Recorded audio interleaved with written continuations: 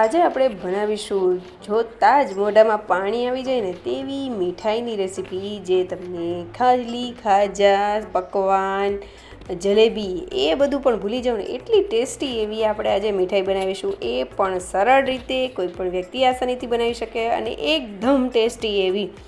તો જરૂરથી વિડીયોને એન્ડ સુધી જોતા રહેજો. તમારું સ્વાગત છે મારી ચેનલમાં અને આપ સૌને મારા જય શ્રી કૃષ્ણ. તો ચાલો શરૂ કરીએ આજની આ રેસીપી. તો સૌથી પહેલાં આપણે એક મોટું વાસણ લઈ લઈશું અને તેમાં મેં આ રીતનો એક વાટકો ગોઠવેલો છે. જે વાટકાનું માપ લ્યો તે એ મેઝરમેન્ટથી જ આખી રેસીપી બનાવીશું, જેથી તમને અંદાજો આવી જશે કે કઈ રીતે બનાવવાની છે. તો આ એક વાટકો આખો મેં મેંદાનો લોટ લીધેલો છે. એમાં થોડું એવું ચપટી એવું જ આપણે મીઠું એડ કરીશું, કારણ કે મીઠાઈ બનાવતા હોય તેમાં થોડું એવું મીઠું એડ કરીએ ચપટી જેટલું તો તેનો સ્વાદ વધી જાય છે. હવે આપણે તેમાં ઘી એડ કરીશું. તો તમે જોઈ શકો છો, બહુ પીગળી ગયેલું પણ નથી અને બહુ જામી ગયેલું પણ નથી, એ રીતનું મેં ઘી લીધેલું છે. તમે કોઈ પણ લઈ શકો છો. હવે આપણે ઘી એડ કરી દઈશું. તો સૌથી પહેલાં મેં અટકળે ઘી એડ કરેલું છે, જેથી કરીને તમને પણ ખ્યાલ આવે કે કઈ રીતનું આપણે મોણ આપવાનું છે. તો આ રીતે આપણે એક વખત મુઠ્ઠી વાળીશું મોણ મિક્સ કરીને. તો તમે જોઈ શકો છો, હાથમાંથી તરત જ ભાંગી જતી હતી. આપણે એવો નથી મોણ રાખવાનું, થોડું 1 ચમચી જેટલું મેં વધારે મોણ એડ કરીને ઘીનું જ મોણ એડ કરેલું છે. અને ફરીથી મિક્સ કરીને આ રીતે ટાઈટ આપણે એવી મુઠ્ઠી વાળીશું તો સરસ એવી મુઠ્ઠી વળી જશે અને તમે જોઈ શકો છો તેનું ટેક્સચર કેવું હતું. હવે આપણે તેમાં પાણી એડ કરીને આ રીતનો લોટ બાંધી લેશું. તમે જોઈ શકો છો, અત્યારે થોડો એવો મીડિયમ સોફ્ટ એવો લોટ બાંધેલો છે. તેને ઢાંકીને રેસ્ટ કરવા માટે રાખી દેશું અને ત્યાં સુધીમાં આપણે બીજી પ્રિપેરેશન કરી લેશું. તો મેં 3 ચમચી જેટલો કોર્નફ્લોર લીધેલો છે એક વાટકીમાં. ત્યારબાદ તેમાં 3 થી 4 ચમચી જેટલું ઘી આપણે એડ કરીશું. તો આ રીતની આપણે સ્લરી બનાવવાની છે, ન તો બહુ એકદમ જાડી કે ન તો સાવ પતલી એવી આપણે સ્લરી બનાવીશું. તો ઘીની જેટલી જરૂર પડે એ રીતે એડ કરી દેવાનું. તેને સાઈડમાં કરી લેશું. ત્યારબાદ હવે આપણે એક લોયું લઈ લેશું. તેમાં 1 ગ્લાસ જેટલું મેં ફૂલ ફેટ દૂધ લીધેલું છે, તેને એડ કરી દેશું. અને 1 મોટી ચમચી જેટલી મેં દૂધની ફ્રેશ મલાઈ લીધેલી છે, તેને એડ કરી દેશું અને તેને સરસ રીતે ગરમ થવા માટે રાખી દેશું. એકદમ સરસ એવું તે ઉકળવા માંડે એ રીતે કરી લેશું. અને જ્યાં સુધી તે ગરમ થતું જાય એ રીતે સાઈડમાં તેની મલાઈ જે જામતી જાય તેને આપણે વચ્ચે એડ કરતા જશું, જેથી કરીને દૂધમાં સરસ એવી મલાઈદાર આપણું જે દૂધ છે તે બનતું જાય. દૂધમાં અત્યારે કંઈ પણ વસ્તુ એડ કરવાની નથી. દૂધ અડધું થઈ જાય, તમે જોઈ શકો છો આ રીતનું થઈ ગયું છે. અડધું થઈ જાય પછી આપણે આ રીતનો મિલ્ક પાવડર એડ કરીશું. હવે મિલ્ક પાવડર જે લઈએ તે 10 રૂપિયાનું પેકેટ આવે છે બજારમાં, એ તમે 2 જેટલા પાઉચ પણ એડ કરી શકો છો. અથવા તો તમારે વધારે એડ કરવા હોય તો તમે વધારે પણ એડ કરી શકો છો. તરત જ તે ઘટ્ટ થવા લાગશે અને એ પ્રમાણે આપણે ખાંડ એડ કરવાની છે. તો દૂધ એનો પાવડર એડ કર્યા પછી લમ્સ ન રહે એ રીતનું આપણે કરી લેશું મિક્સચરને અને સતત તેને હલાવી લેશું અને જે ગાંઠા પડ્યા હોય તેને ભાંગતા જશું. ત્યારબાદ આપણે ચાખીને, મેં અહીંયા 1.5 ટેબલ સ્પૂન જેટલી ખાંડ એડ કરેલી છે. તમારે તેના કરતાં ઓછી એડ કરવી હોય તો પણ કરી શકો છો. અને મિલ્ક પાવડર જે લીધેલો છે તે પણ થોડો સ્વીટ જ છે, એટલે એ પ્રમાણે એડ કરવાની છે. ત્યારબાદ આપણે આ જે દૂધ છે તેને સતત ઉકળવા દેશું. અને મેં અહીંયા કોઈ ફ્લેવર એડ નથી કરેલી, એટલે મેં માત્ર દૂધનો મસાલો જ એડ કરેલો છે. તો મારી પાસે ન હોય તો તમે કેસર, પિસ્તા, કાજુ, બદામ બધું એડ કરીને, એલચી પાવડર એ બધું એડ કરીને મિક્સ કરી લેવું. હવે આ રીતનું આપણું સરસ એવું ઘાટું એવું દૂધ થઈ ગયું છે અને હજી તે રેસ્ટ કરશે એટલે સરસ એવું ઘાટું થઈ જશે. તો તેને સરસ એવું ઠંડુ થવા માટે રાખી દેશું. આ રીતની જ કન્સિસ્ટન્સી રાખવાની છે, બહુ વધારે પતલું નથી રાખવાનું. હવે એ ઠંડુ થાય ત્યાં સુધીમાં આપણે ચાસણી બનાવી લઈશું. તો ચાસણી માટે મેં અહીંયા જે વાટકીના માપથી મેંદો લીધેલો હતો તે પોણી વાટકી જેટલી ખાંડ લીધેલી છે અને પોણી વાટકી જેટલું જ પાણી એડ કરેલું છે. તો ચાસણી આપણે સારા એવા પ્રમાણમાં જ કરવાની છે. બને તો તમારી પાસે જો તમને એવું લાગે કે ઓછી છે તો 1 કપ જેટલી ખાંડ લઈ લેવી, કારણ કે જો ઘટશે તો પાછળથી જે આપણા જે બનાવીશું રેસીપી તેમાં એબ્ઝોર્બ નહીં થાય ચાસણી, એટલા માટે. અને આ રીતનું થોડું ઊંડું વાસણ હોય એ રીતનું જ લેવાનું છે. તેને કન્ટિન્યુઅસલી હલાવતા રહેશું અને સરસ એવી ખાંડ ઓગળી જાય અને બોઇલ થવા માંડે એ રીતે કરી લેશું. તેમાં આપણે કેસરના તાતણા અને એલચી પાવડર એડ કરી દઈશું અને સરસ એવું મિક્સ કરી લેશું અને કન્ટિન્યુઅસલી 5-7 મિનિટ માટે ઉકળવા દેશું. અહીંયા આપણે કોઈ પણ જાતના તારવાળી ચાસણી નથી બનાવવાની, માત્ર મધ જેવી થાય એ રીતની જ ચાસણી બનાવીને તૈયાર કરી લેશું. તો તમે જોઈ શકો છો, ઉકળી ગયા પછી 4 થી 5 મિનિટમાં સરસ એવી મધ જેવી ચાસણી થઈ જશે. તાર કે એવું કંઈ કરવાનું નથી.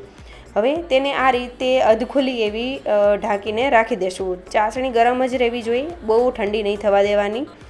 હવે આપણે જે લોટ છે તે ત્યાં સુધીમાં સરસ એવો રેસ્ટ થઈ ગયો છે. આશરે 20 થી 25 મિનિટ જેવો મેં રેસ્ટ આપેલો છે. જ્યાં સુધીમાં બધી પ્રિપેરેશન કરતી હતી ત્યાં સુધીમાં તેને કૂણવી લેશું અને આ રીતના એક સરખા એવા લુવા કરી લેશું.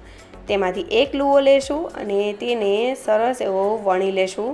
તમારે વણવા ટાઈમે આમાં તેલ લગાડવું હોય કે પછી લોટ જે સૂકો લોટ છે એ છાંટીને પણ વણવો હોય તો પણ વણી શકો છો. કોઈ જ પ્રોબ્લેમ નહીં આવે આગળ જતાં. હવે આપણે આ રીતની એકદમ સરસ એવી પતલી એવી જે મોટી એવી રોટલી વણાઈ જાય ત્યારબાદ તેમાં તે જે પેલી સ્લરી બનાવેલી છે તે આપણે સારા એવા પ્રમાણમાં લગાવી દઈશું. કોઈ પણ જગ્યા છૂટવી ન જોઈએ. તેની એજીસ સુધી તેને સરસ એવી આપણે જે સ્લરી લગાવીશું. ત્યારબાદ આ રીતે ચપ્પુ કે પીઝા કટરની મદદથી તેની એજીસ છોડીને આપણે આ રીતની લાંબી કટ કરી લેશું. વચ્ચેની સાઈડ જ કટ કરવાની છે, તેની એજીસમાં કટ નહીં કરતા. હવે આ રીતે એક છેડાથી લઈને આપણે બધા જે કટ કરેલું છે તેને લેતા જશું અને ગોળ ફેરવતા જશું, એટલે કે વાળતા જશું. આ રીતનું વળી જાય એટલે તેને ટ્વિસ્ટ કરીશું. તો તમે જોઈ શકો છો હું બંને સાઈડથી ટ્વિસ્ટ કરી રહી છું. આ રીતે સરસ એવું ટ્વિસ્ટ થઈ જાય એટલે એક છેડો લઈને તેને ફેરવતા ગોળ આવો લુવો કરી લેશું. હવે એક જે લાસ્ટમાં જે છેડો બચે તેને આપણે નીચેની સાઈડ રાખીશું અને તેમાં થોડું એવું જ પાણી આપણે એડ કરી દઈશું અને સરસ એવું આ રીતે તેને પ્રેસ કરીને લગાવી દઈશું. તો તમે જોઈ શકો છો ઉપરથી પણ આપણે લુવાને થોડો એવો જ હળવા હાથે પ્રેસ કરીશું અને ત્યારબાદ હળવા હાથે આપણે પૂરીને વણીશું. તો અહીંયા બહુ ભાર દઈને પૂરીને વણવી નહીં, હળવા હાથે તેને સરસ એવી પૂરી વણી લેશું.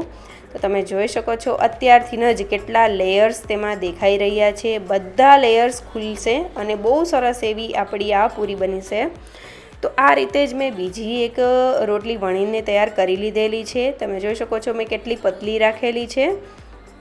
હવે આપણે તેમાં સ્લરી એડ કરી દઈશું. તો તમે જોઈ શકો છો હું એજીસ સુધી સરસ એવી સ્લરી લગાવી રહી છું. સ્લરી ઘટે તો પછી ફરીથી તમારે બનાવી લેવી, પણ સ્લરી સરખા એવા પ્રમાણમાં લગાવી જેથી આપણા જે લેયર્સ છે બધા તે સરસ એવા ખુલે. હવે આ રીતે આપણે કટ કરી લેશું અને જો ચપ્પુની મદદથી સાથે લોટ આવતો હોય તો તમે પીઝા કટરથી કરશો ને તો બહુ સરસ એવું તેમાં જરા પણ લોટ સાથે નહીં આવે અને સરસ એવું કટિંગ પણ થઈ જશે. હવે આ રીતે એક છેડાથી આપણે રોલ વાળતા જશું, તેને ટ્વિસ્ટ કરીશું સરખું એવું એટલે એકદમ સરસ એવા બધી સાઈડ આપણા જે લેયર્સ છે તે સરસ એવા દેખાશે જ્યારે પૂરી તળાશે વણાશે ત્યારે. અને એ છેડામાં નીચે જે છેડો આપણે લગાવીએ છીએ તેમાં પાણી લગાવીને સરસ એવો દબાવી દેશું અને હળવા હાથે આપણે પૂરીને વણી લેશું. તો તમે જોઈ શકો છો આ પૂરીમાં પણ સરસ એવા લેયર્સ બધા દેખાઈ રહ્યા છે. તો સાઈડમાં મેં તેલ ગરમ કરવા માટે મૂકી દીધેલું હતું. લો ટુ મીડિયમ ફ્લેમ ઉપર આપણું તેલ સરસ એવું ગરમ થઈ ગયું છે. એકદમ ગરમ નથી કરવાનું.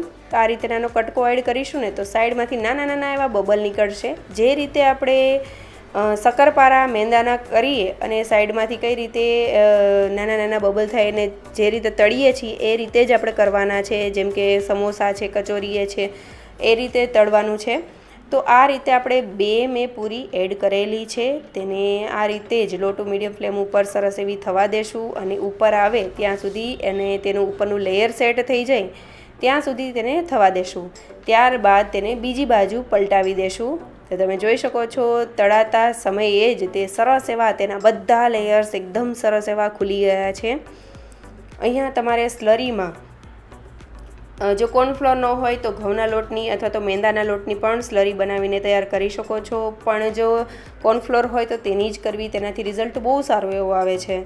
તો હવે આપણે આ રીતે ફેરવતા ક્રિસ્પી અને ગોલ્ડન બ્રાઉન કલરની થાય ને પૂરી ત્યાં સુધી તળી લેશું. જ્યાં સુધી આખી પૂરી તળાઈ ન જાય ત્યાં સુધી જરા પણ મીડિયમ ટુ હાઈ ફ્લેમ નહીં કરવાની. લો ટુ મીડિયમ ફ્લેમ ઉપર જ સરસ એવી તળાવા દેશું જેથી કરીને જે તેનો વચ્ચેનો ભાગ છે તે જો થોડો જાડો હોય તો તે પણ સરસ એવો થઈ જાય. તો આ રીતે મેં બધી પૂરીઓ તળી લીધેલી છે અને ચાસણી જે છે તેને પણ થોડી એવી ઠંડી થઈ ગઈ હતી એટલે મેં થોડી એવી ગરમ કરેલી છે.